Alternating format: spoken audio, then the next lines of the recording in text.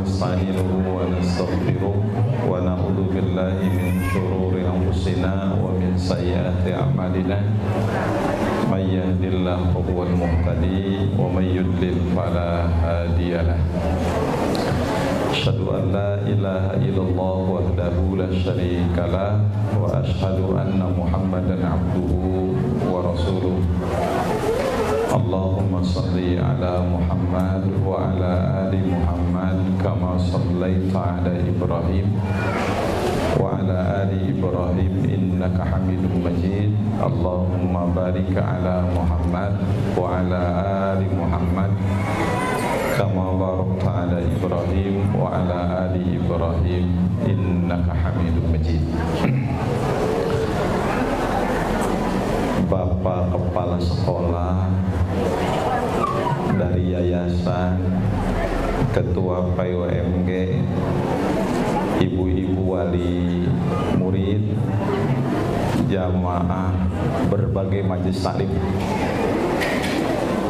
Mudah-mudahan pertemuan kita diberikan berkah oleh Allah Subhanahu wa taala. Saya melihat pengajian ini paling banyak sponsornya. Jadi kalau satu sponsor 2 juta, ini berarti panitia dapat uang, saya hitung 80 juta. Karena 2 juta gitu. Kalau 1 juta aja itu dapat 40 juta itu. Kan banyak sekali. Ya, mudah-mudahan betul ya. Saya tidak bawa jam tangan, saya kira ngajinya di masjid. Ternyata ngajinya di luar. Saya mohon maaf, saya nggak tahu tadi mulai jam berapa. Karena saya ceramah sering tidak lama-lama. Sekarang ibu cukup kalau 15 menit sudah ngerti ya selesai. Ya.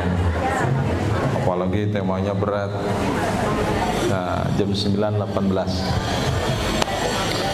Begini Bapak Ibu sekalian, temanya ini apa? Meneladani Rasulullah sebagai guru. Boleh saya berdiri? Ini teh live streaming YouTube, Instagram apa? Oh, record aja. Oke. Nanti kalau itu umumin, sebab nggak boleh ngerekam tanpa izin penceramah. Ya, begini ibu-ibu sekalian, di dalam kitab Ar-Rasul Al-Muallim, saya yakin ibu belum pernah baca buku itu. Iya tahu, saya yakin guru juga tidak baca. Saya yakin itu. Ar-Rasul Al-Muallim itu ada 40 cara Rasul mengajar. Kita mau menyelesaikan berapa cara dari 40 cara itu. Jadi ada 40 cara Rasulullah mengajarkan kepada murid. Nah, ibu mau berapa? Ini saya nggak tahu yang PUMG yang pakai seragam apa. Oh, yang ini apa namanya, itu seragam apa itu, Bu? Seragam enggak, saya nggak ngerti kan ibu-ibu, ya kan ibu-ibu waktunya pengajian tuh dress code. Pan kudung teh kudu matching jeung baju jeung rok jeung tas. Kadang-kadang naik angkot kudu matching jeung angkot. Aduh, ibu-ibu. Oke, tas zaman itu. Itu ibu. Ibu mau berapa biji nih dari 40? Oh ya, mau kabur. Oke, gini aja. Saya berapa menit? Jangan. Jangan terlalu lama. Ibu duduk yang paling baik itu tidak boleh lebih dari 1 jam. Jangan. Saya ada raker di kampus sebetulnya. Begini, manusia itu kesempurnaannya itu 4 aspek. Jadi kalau kita melihat kesempurnaan manusia itu pada berapa? 4 aspek. Yang pertama itu kamalul khalqi, kedua kamalul khuluq, yang ketiga kamalul aqwal, dan yang keempat kamalul a'mal. Ibu kahartos. Jadi mun urang bade ningali jalmi sampurna henteu teh tingali 4 hal. Nu kahiji kamalul khalqi, sempurnanya penciptaan. Fisikna sampurna. Ta eta teh aya dina fisik Kangjeng Nabi Muhammad sallallahu alaihi wasallam. Kamalul khalqi. Fisiknya sempurna. Susah ya menggambarkannya. Ya gitu ya, terus sempurna. Serina sempurna. Kan Rasulullah kalau dipanggil tuh tidak pernah menoleh. Rasul, ya Muhammad, tidak pernah gitu, tapi membalikan badan. Tuh, itu ya. Menurang kadang-kadang kan begitu bunyi. Maju, pasar. Tadi itu noleh-noleh acan gitu. Bari manjur seetik. Kedua kamalul khuluq, akhlaknya sempurna. Itu 4 aspek ya. Yang ketiga kamalul aqwal, ucapannya sempurna. Dan yang terakhir kamalul a'mal, perbuatannya. Jadi dari 4 aspek itu Rasulullah mah ya sempurna. Pan urang mah kadang-kadang aya anu bager tapi tara nyarios. Punya model gini. Ibu mending pilih suami yang soleh miskin atau beunghar burau?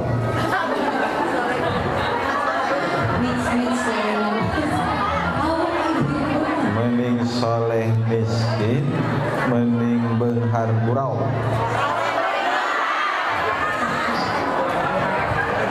Soleh beunghar taseh jabatan tinggi. Itu punya.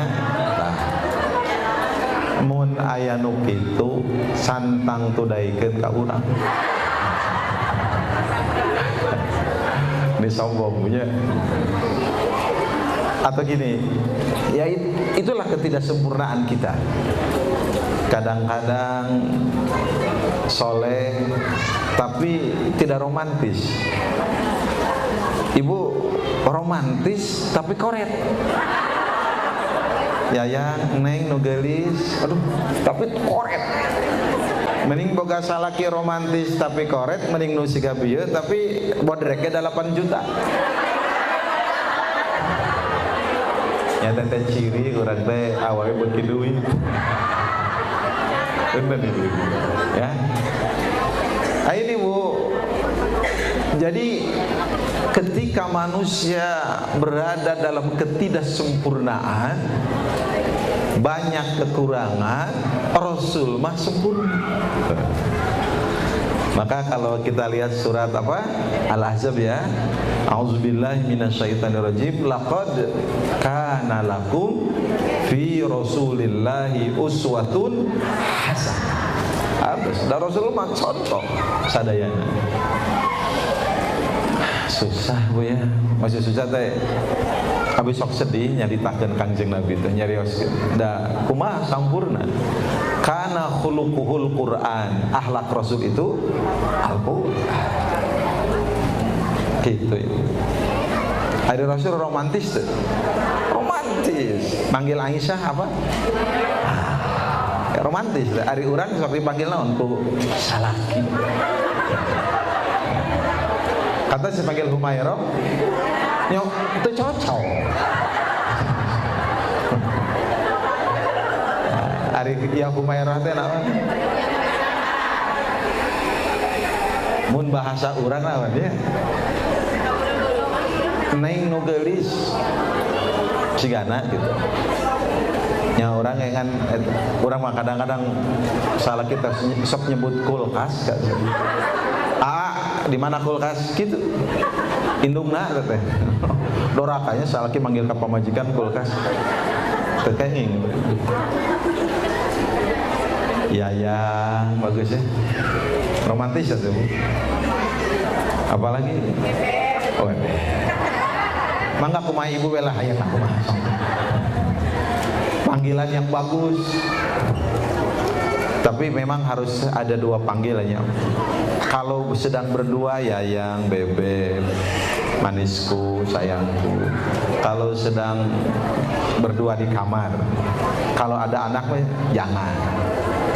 Kan kalau ada anak mah bapak, supaya anak kita manggil bapak, ibu, mama, bunda, ambu, abah, itu supaya anak kita sopan. Tapi kalau sedang berdua mah di kamar kurang bagus kalau nyebut ayah ka salaki, sebab nganggap salaki kolot. Itu membuat suami teh hese sare nya da dianggap kolot jeung suami teh moal bergairah dari anggap aki-aki. Ayah jadi asa sare jeung budak. Makanya kalau sedang tidur bersama suami panggil dengan panggilan kemesraan, yayang, bebek, atau pengen seperti anak muda, coy, bro.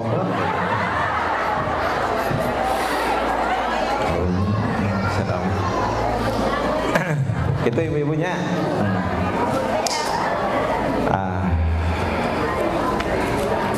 Kita akan ngambil beberapa hal ya dari 40 dari kitab Ar-Rasul Al-Mu'allim itu.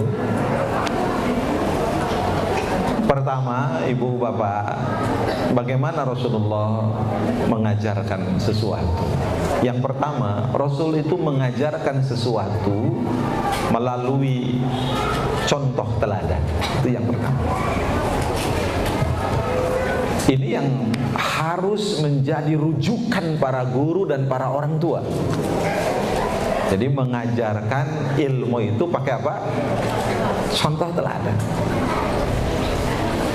Kalau Rasulullah memakai contoh teladan Bapak Ibu, berarti soleh, gitu kan? Kalau orang tua mengambil Rasulullah, meniru Rasulullah, mendidik murid, mendidik anak memakai contoh teladan, berarti orang tua itu soleh. Kenapa? Karena orang yang memiliki teladan, sebelum dia nyuruh kepada orang lain, pasti dia mengerjakan itu lebih dulu. Ya kan begitu. Kan orang memiliki contoh teladan kan seperti cermin. Orang bercermin kepada dia, kan begitu. Perilakunya diikuti orang. Itu kan orang yang punya contoh teladan.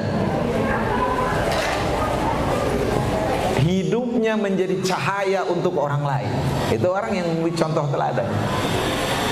Dan hidupnya memiliki makna dan inspirasi buat orang lain. Itu contoh teladan.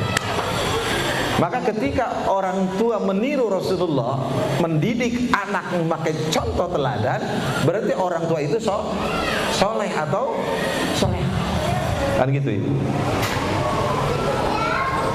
Kalau kita nyuruh anak sholat, kitanya sudah sholat. Kalau kita nyuruh anak baca Quran, kita sudah baca Quran. Kalau kita nyuruh anak pakai kudung, kitanya sudah pakai kudung. Nah, setuju ibu-ibu?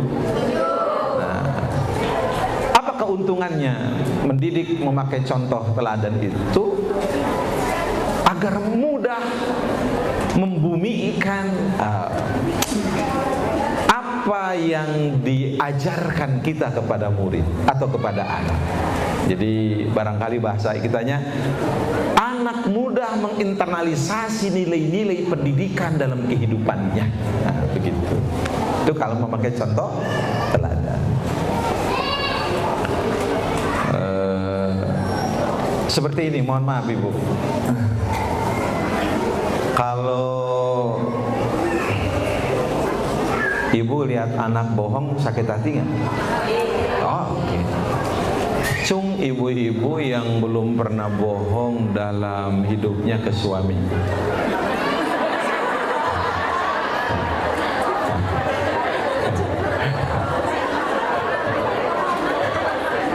Tametakan ge tong waka ngambek lamun anak orang sok bohong. da urang ge sok bohong ka.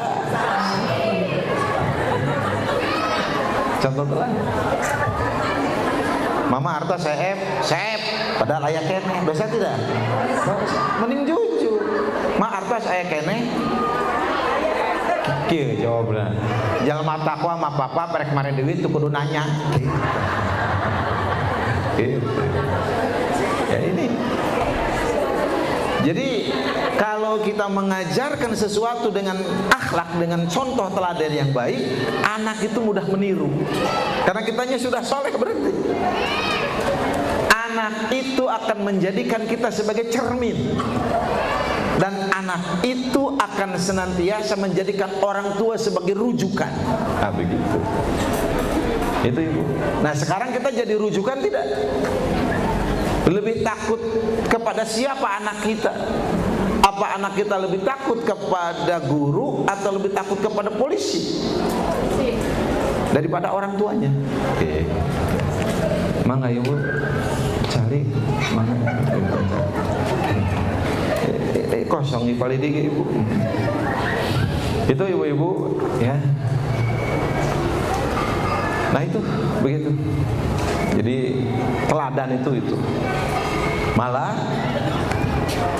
orang yang punya teladan itu dalam kehidupan sehari-hari Bapak Ibu sekalian, dan kalau itu menjadi asas pendidikan, maka akan muncul keserasian dalam hidup. Gitu kan. Maka mudah-mudahan kita menjadi contoh teladan buat anak-anak kita. Teladan dari apa Bu? Ucapan kita, tingkah laku kita. Saya sering sedih ya kalau kita menyuruh anak makan pakai tangan kanan, kadang-kadang kita makan pakai tangan kiri. Kita nyuruh anak jangan makan berdiri, malah kitanya. Kita menyuruh anak jangan berkata bohong, tapi kita bohong. Kita mengatakan AA tong main HP, tapi kitanya juga jadi susah. Betul nggak Bu? Nah, jadi Rasulullah mengajarkan pakai uswatun. Poin penting ya Bu. Eta lain setia ibu investigasi. Eta teh kebanyakan istri ibu-ibu usia muda itu. Karena itu hari ini geus salaki kolot mah sok dilewaskeun. Karena ditanya-tanya acan balik ke alhamdulillah. Pak guru sok digitukeun teh ku istri. Ayah di mana? Di sekolah. Serius jeung saya ngobrol sok itu teh. Kan sing sabar. Nah itu ibu-ibu. Jadi kalau ikhlas tuh tenang, nyaman, tidak berat. Betul nggak? Beban punya anak itu berat. Tapi kalau kita ikhlas, tenang. Nah ini orang yang memiliki contoh teladan pasti soleh. Orang yang suka memiliki contoh teladan pasti ikhlas dalam menjalani hidup. Nah yang ketiga, orang yang punya contoh teladan pasti dia tidak akan merekayasa sikap asli kepribadiannya, tidak dibuat-buat. Orang yang punya contoh teladan, betul nggak Bu? Apa adanya, ada apanya. Model ibunya punten. Kita tampil bersahaja. Ulah hoyong katinggal batu, betul Bu? Moal niru-niru sikap, pana inu kieu? Damang, alhamdulillah. Hari hati mereupan, pan teh kenging. Ya kan? Bersahaja saja. Ibu tampil di rumah begini tidak? Dan kembali ke habitat. Deh eta. Biasa maksud saya tuh kan hari anggean mah eta mah tos ilaharna gitu ibunya, tapi sikap kita jangan dibuat-buat, biasa aja. Sebab kalau orang biasa itu kan nyaman. Justru berbahaya kalau kita menghadapi orang yang tidak biasa. Ibu tuang ini diempet-empet tuang temen. Terus sorangan biasa. Jadi kalau orang yang sudah punya contoh teladan, pasti dia tidak merekayasa sikap. Dan yang terakhir, ini diantaranya Ibu ya, orang yang sudah memiliki contoh teladan, dia tidak ingin, mohon maaf ini, membuat dirinya terkenal. Tidak, biasa aja. Punten bunyi. Orang kita kadang-kadang kan soki wae, guys, lihat guys,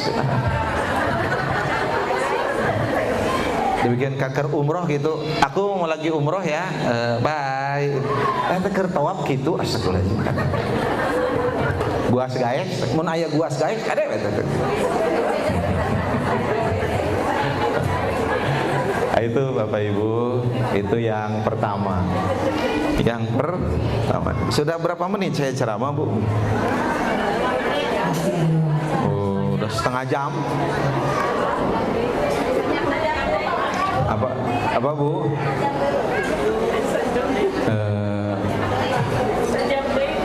Jangan Ibu. Kan gini Ibu, saya menghargai ibu-ibu itu luar biasa loh. Walaupun hadir di sini pekerjaannya banyak. Jangan berbohong kan, kita belajar jujur. Ya. Ibu kan, ini ibu-ibu mau walaupun ada di sini pikiran mah ka rumah eta seuseun cenah candi poe itu, coba di laundry candi canda, coba sebab poe ieu mah cenah moal datang eta tilu teh pikiran teh. Coba rek rencana pada zuhur teh rek jalan-jalan yang si papap cenah kitu teh eta teh. Ibu-ibu luar biasa. Makanya saya mah suka menghargai ibu-ibu, itu luar biasa. Jangan mengganggu kemesraan suami dan istrinya dan orang tua serta anaknya. Yang kedua, tenang ya Ibu.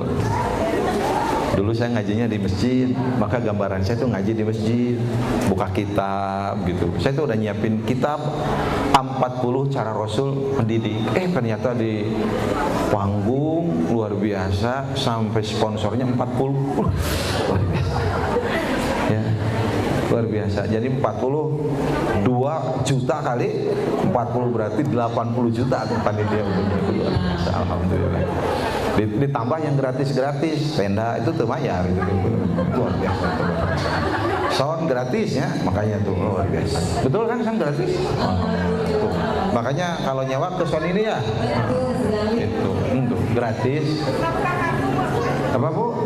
Supaya ibu-ibu tahu bahwa ternyata orang tua fitrah insan itu kreatif. Tidak usah kegiatan teh make duit, teu kudu make proposal lelempangan kan gitu. Di luar biasa. Kreatif. Betul enggak Ibu? Bahwa kalau kita ingin ada acara, jangan tergantung kepada uang, betul tidak?